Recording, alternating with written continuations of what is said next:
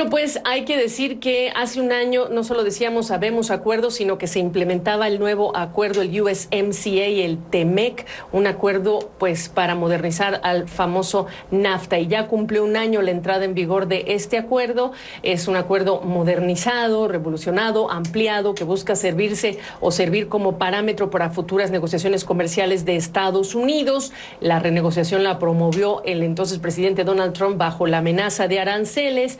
Y ya se anunció, por cierto, un encuentro de las autoridades de comercio de los tres países el próximo 7 de julio para marcar esta fecha que no es menor, sí es importante. Y nosotros queremos entender, bueno, pues cuáles son hoy los sectores de preocupación entre los tres países. Vamos a hablar con Antonio Ortiz Mena, socio de Albright Stonebridge Group desde Washington.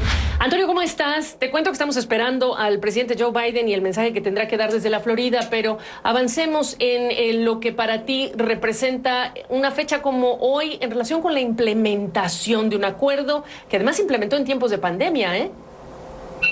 Sí, correcto. Gaby, muchos saludos a tu auditorio y pues un abrazo a todas las personas que están en Miami. No quiero dejar de mencionar eso. Entrando en materia de TEMEC, lo que diría es que sí tenemos mucho que celebrar.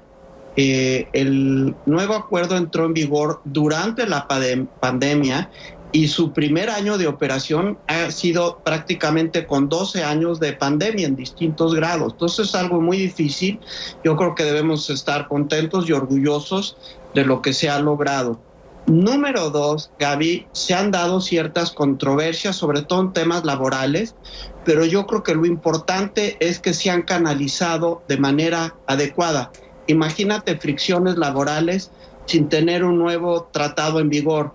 Sería muchísimo más complicado que tener ya los cauces con los cuales buscar la resolución.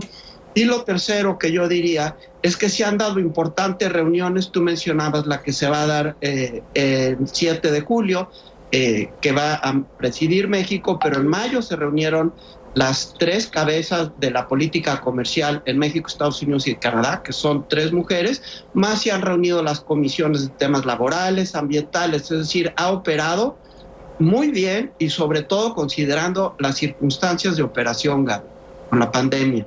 Ahora, preguntarte, ¿se ha dado en tiempos de Trump la renegociación mucho más proteccionista, el espíritu y más nacionalista? ¿Permanece este sesgo en la implementación del acuerdo?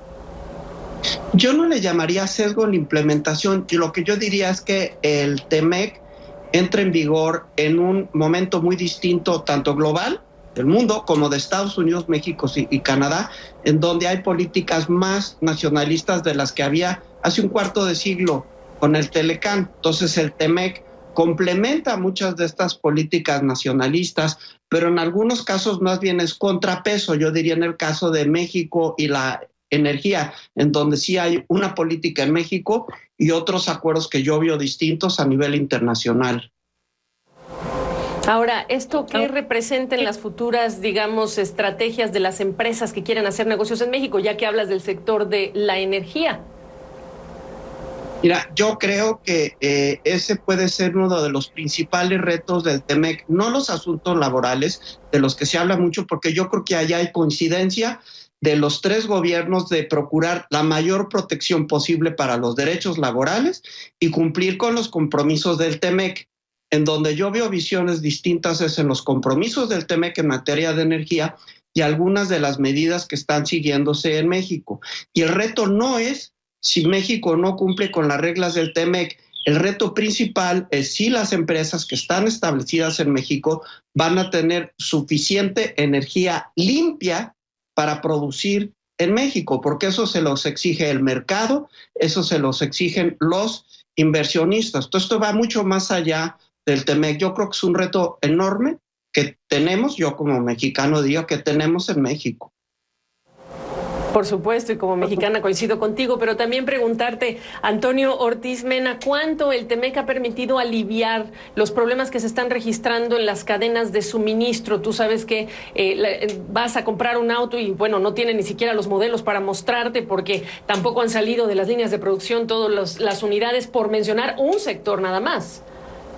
Sí, yo creo que el TEMEC, con sus reglas claras, y estables van a ayudar a la relocalización de cadenas productivas para que sea más autosuficiente América del Norte y no dependa de insumos que vienen de fuera de la región, que pueden tener problemas ya sea de flujo por la pandemia o temas de proteccionismo. Yo creo que sí se abre esa gran oportunidad y habría que ver que los tres países, México, Estados Unidos y Canadá, puedan sumar y no estén viendo cada uno solo hacia su propio país, con políticas demasiado nacionalistas que no nos permitan trabajar en conjunto y como región, Gaby.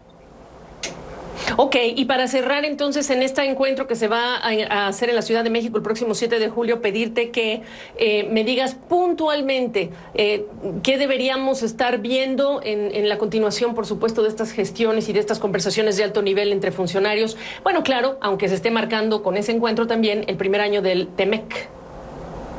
Yo lo que creo que sería muy bueno es ver cómo se puede aprovechar todo el tratado. Tiene temas muy amplios y si nos enfocamos en unos y descuidamos otros, no va a llegar a buen término. Son más de 30 capítulos. Entonces, lo primero, visión de conjunto, y lo segundo, ver de manera práctica cómo se pueden resolver retos hacia las cadenas de suministro. Por ejemplo, el tema de la ciberseguridad rebasa al TEMEC. Sin embargo, si no se atiende, puede generar problemas en las cadenas regionales. Entonces, me gustaría que se viera una visión más general que lo puramente técnico puntual del tratado.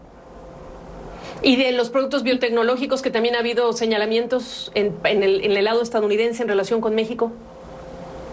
Yo creo que lo importante, Gaby, es canalizar las disputas a los mecanismos que correspondan, buscar resolver por el diálogo lo que se pueda resolver por el diálogo, pero tener la visión de conjunto de cómo logramos tener cadenas regionales más eficientes, más confiables para generar empleos. Y eso va más allá del TEMEC. Perfecto. Qué gusto saludarte. Gracias, Antonio. Un gusto. Saludos, Gaby.